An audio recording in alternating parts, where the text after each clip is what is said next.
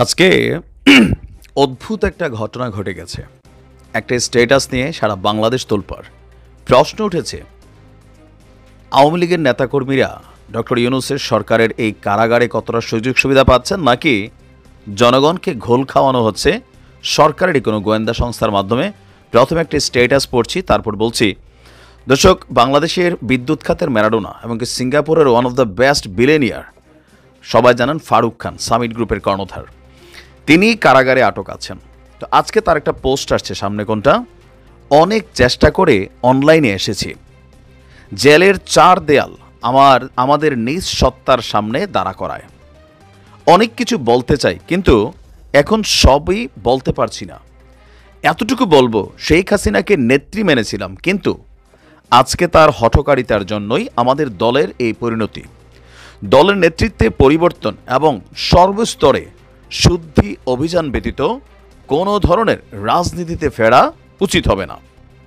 শেখ হাসিনার আওয়ামী লীগ আর চাই না, বঙ্গবন্ধুর আওয়ামী লীগ ফেরত চাই। জয় বাংলা, জয় বঙ্গবন্ধু।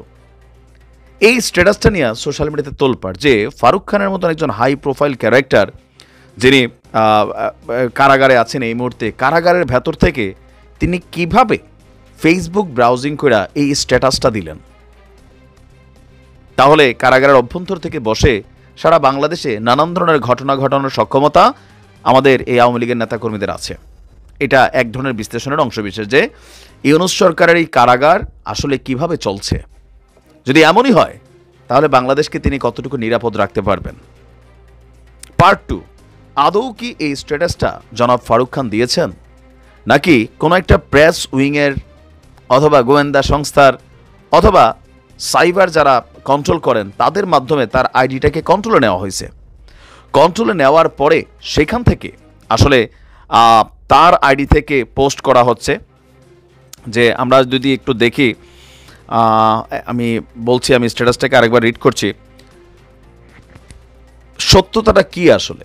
মানে আওয়ামী লীগ যে কর্মসূচি ডাক দিয়েছে সেটার বিপরীতে আওয়ামী লীগের আরেকটা ন্যারেটিভ তৈরির জন্য শেখ হাসিনাবিহীন যে আওয়ামী লীগ সরকার চাচ্ছে যে শেখ পরিবার ছাড়া যদি আওয়ামী লীগ ফিরে আসে তাহলে সেই আওয়ামী লীগকে রাজনীতি করতে দেয়া হবে। এরকম জিনিস আমরা কিন্তু বিএনপির সময় দেখছি, তবে একটু ভিন্ন ছিল। যে বিএনপির অনেক নেতাকর্মীরা জেলে যাইতেন, তারপরে নির্বাচনের ঠিক আগ মুহূর্তে তাদেরকে ধরে টরে নেওয়া হইতো, জেল থেকে বাইরেই তারা বলতো যে তারা নির্বাচনে যাবে, ইলেকশন করবে। তো দেখা যেত একই মামলায় 5 জন আসামি গ্রেপ্তার হয়েছে। যিনি নির্বাচনের জন্য রাজি হয়েছেন তিনি খালি জামিন পেতেন সরকারের কাছ থেকে, আদালতকে ব্যবহার করে ওই নেতার জামিনটা পাকাপোক্ত করা হইতো। তো এইখানেও কি আসলে এমন কোনো খেলা চলছে? দুইটার যেটাই চলুক, দুটোটা জিনিসই ভয়ঙ্কর।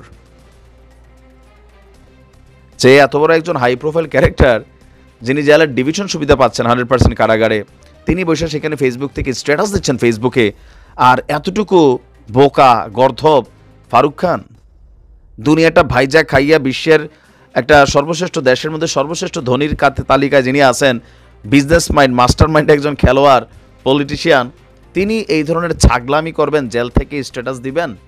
মানুষের মধ্যে সন্দেহ যে এখনো কি পুরনো ধাঁচে আমাদের কারাগারগুলোতে খেলা চলছে। যদি এমনই হয় তাহলে কিসের সংস্কার হবে? আর যদি হয় যে না, তিনি সত্যি চালাইছেন, তাহলে তো ভয়ঙ্কর আরেকটা বার্তা যে বিদেশ থেকে শেখ হাসিনা বৈশা দেশকে অস্থিতিশীল করবেন।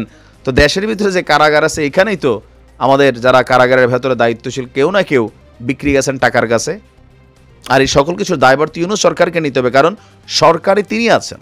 এটার ভালো যা হবে তিনি বেনিফিটেড হবেন, খারাপ যা হবে তিনি সমালোচিত হবেন।